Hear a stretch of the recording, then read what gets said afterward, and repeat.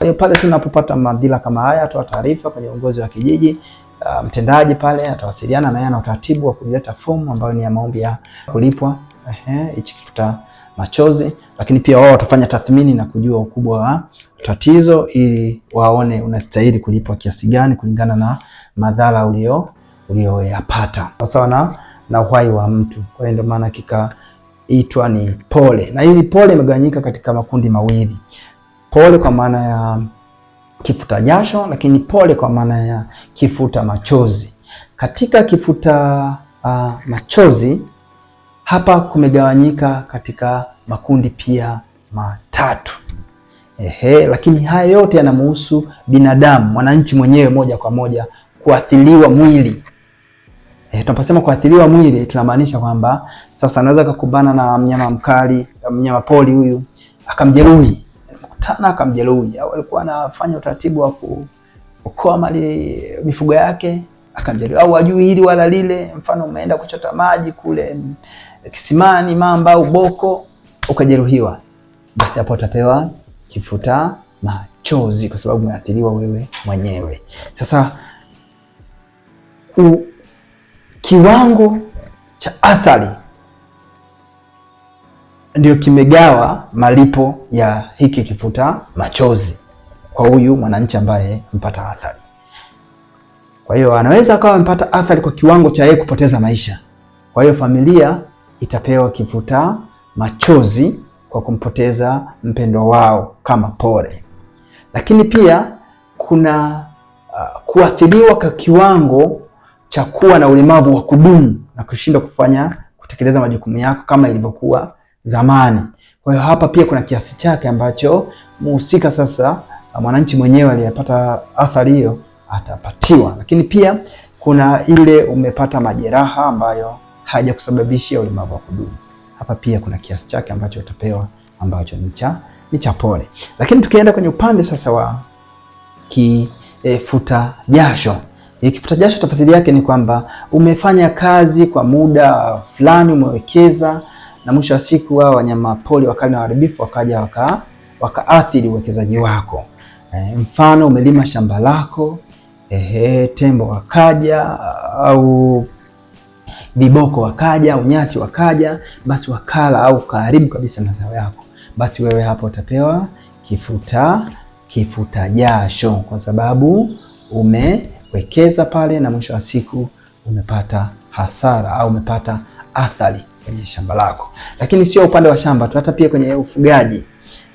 Kwamba kaja fisi, kaja chui, kaja simba katika eneo ambalo unafugia, kaathiri mifugo yako kwa maana ya kaipatia shida, imekufa, basi pale utapewa kifuta jasho kwa sababu umewekeza ukitegemea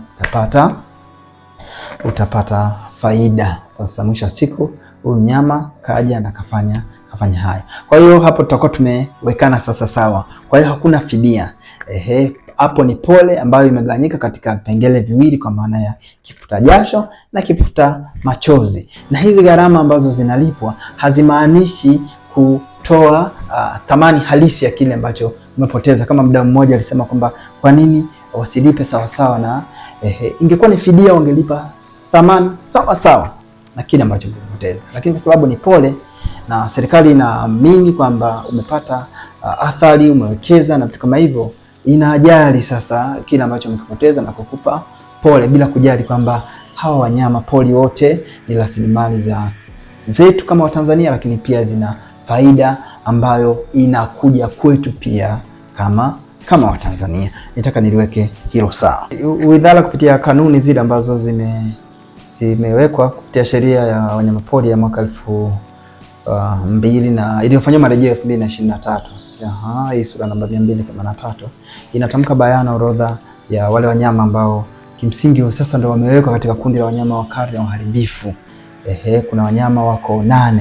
Kwanza pale kuna faru, kuna tembo, kuna kiboko, kuna nyati. Lakini pia kuna fisi, kuna chui, kuna simba na kuna mamba. Katika kanuni hizi za sheria ya wanyamapori ya 2011 kulikuwa na wanyama 7, lakini baada ya kufanyiwa marejeo 2024 basi kuna mnyama mmoja ameongezeka ambaye ni chui. Kwa hiyo sasa hivi kuna wanyama 8, lakini pia hata marekebisho pia ya kifuta jasho na kifuta machozi pia yamerekebishwa kwa kanuni hii ya mwaka 2011 iliyofanya marejeo 2024.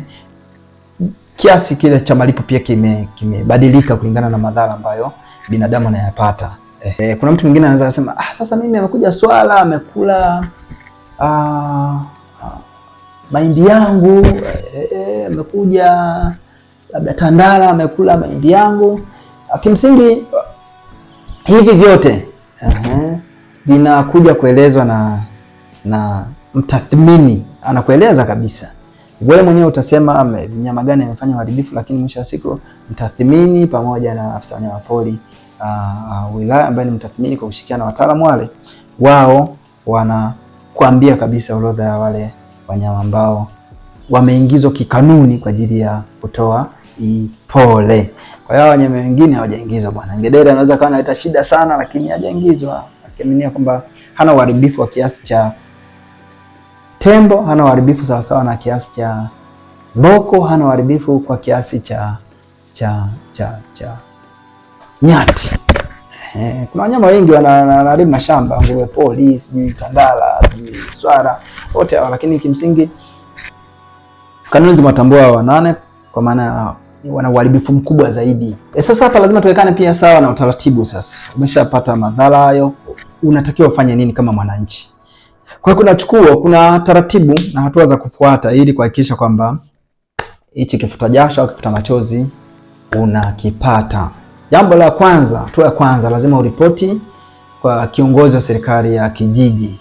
Hapa anaweza kawa mtendaji wa kata au mtendaji mtendaji wa kijiji, sababu hawa pia wana mawasiliano moja kwa moja na afisa wanyamapori wa wilaya ambaye kimsingi ndio anahusika na mchakato mzima na hatua za tathmini na kuhakikisha kwamba tukio hili amelirekodi na kulifikisha sehemu husika kwa ajili ya maandalizi ya nini, ya kifuta jasho na kifuta machozi. Kwa hiyo sasa hatua ya kwanza lazima wasiliana na watumishi wa serikali ngazi ya kijiji au kata. Hawa pia wana fomu ambayo kimsingi sasa kama ni maharibiwa mazao, basi afisa mifugo au afisa kilimo pia anakuwepo kwa ajili ya kushiriki tathmini. Unajaza fomu na mwisho wa siku huyu afisa wa wanyamapori wilaya anazikusanya na kuja kuhakikisha na kwamba kile ambacho kimeripotiwa ni sahihi. Kwenye tathmini sasa pale ndio vitu hivi vinaangaliwa, sijui umbali, kiasi cha uharibifu, aina ya mnyama aliyeharibiwa, alipata shida au mtu alivyoathirika. Kwa hiyo vitu vyote vinafanyika kwa kukiwa na hao wataalamu, afisa wanyamapori wilaya, mtendaji wa kata au kijiji, lakini pia na hao wataalamu kwa maana ya afisa kilimo na afisa mifugo. Lakini pia kuna ripoti ya daktari pia huwa inahusishwa pale inapotokea sasa ni mwananchi mwenyewe anapata athari za hii kitu. Kwa hiyo ushauri wangu tu ni kwamba hata kama unapokuta mnyama wako amepata madhara ya hao wanyama, ili kudhibitisha kwamba mnyama wako kweli amepata madhara, wanapokuja kufanya tathmini ni vyema kukuta mabaki. Kwa hiyo sije kama ng'ombe wako tu ameuliwa, sasa wewe kwa sababu ameshauliwa tena hamna namna, tumchinje tu tumle, unatoa taarifa kule, alafu huku umefuta damu, umefuta vielelezo vyovyote ambavyo vinaonyesha kweli kuna mnyama mkali huyo alikuja. Mwisho wa siku itawapa ngumu hao wataalamu kuja kupata ukweli kwamba huyo mnyama umeamua kumchinja tu au kweli kuna mnyama pori mkali alikuja na akafanya hayo shida. Kwa hiyo kama kuna masalio ya wanyama, basi yaachwe pale mpaka watakapofanya tathmini na kujihakikisha kwamba kweli huyu mnyama aliingia na mwisho wa siku akasababisha hayo. Sasa kwenye malipo ya kifuta jasho au kifuta machozi kuna utaratibu wake. Lazima pia mwananchi, tuanze na kifuta machozi. Kifuta machozi inapotokea sasa mwananchi ameathiriwa, basi mtendaji wa kata au kijiji anakuwepo pale, lakini pia na afisa wanyamapori wilaya wanakuja na fomu ile ya maombi ya kulipwa sasa kifuta kifuta machozi. Wao watafanya tathmini pale na wataangalia kwamba athari imekuaje, lakini pia watapata ripoti ya hospitali ili kujua namna ambavyo malipo ya kifuta machozi yatakuaje kulingana na athari ambayo imetokea. Lakini tahadhari tu ni kwamba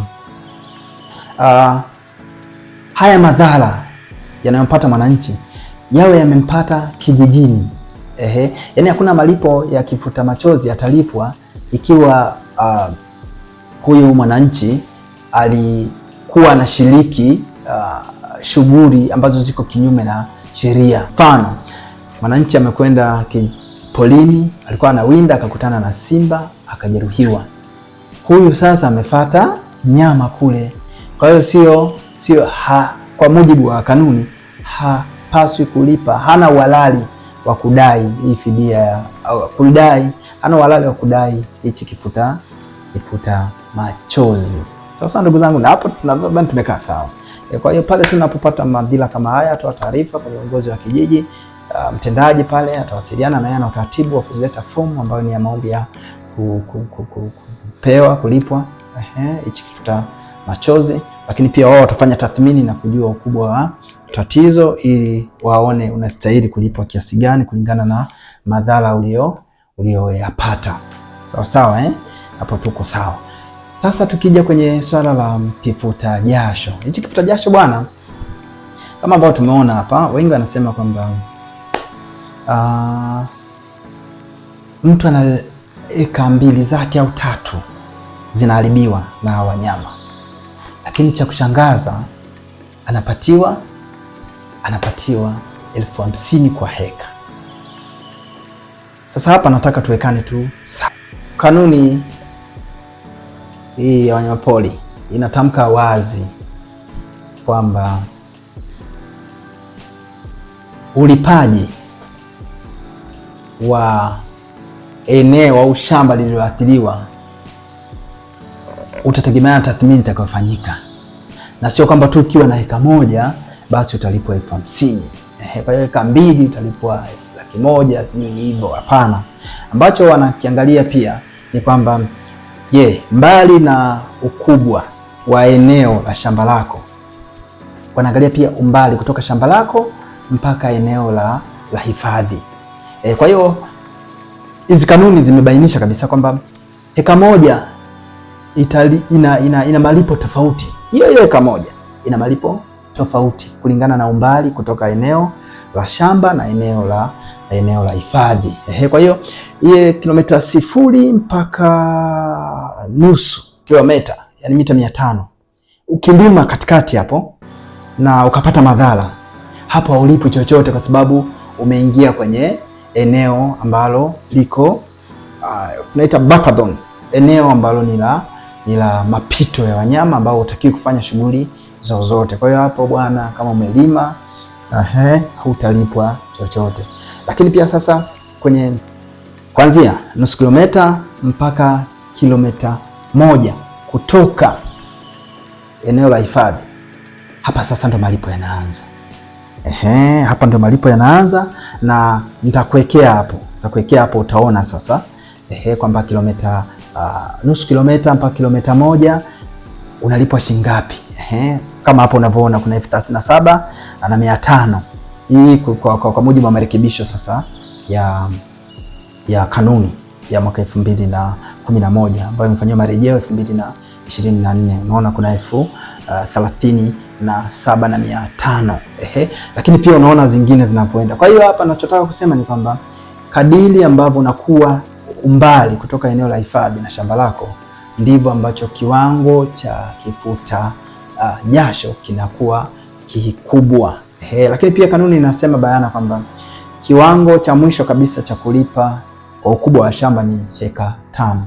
Kwa hiyo heka 5 kushuka chini mpaka heka 1, hapa ndio wanalipa. Kwa hiyo zaidi ya heka 5 kanuni haisemi kwamba utalipwa, inasema tu mwisho heka Leo niwashukuru sana na niseme tuendelee kusubscribe katika chaneli yetu ya YouTube ya Uhifadhi TV, lakini pia kwenye mitandao yote ya kijamii unaweza ukashare, ukalike, ukacomment. Hivi vyote vitatusaidia watu wengi zaidi waendelee kupata elimu ya uhifadhi.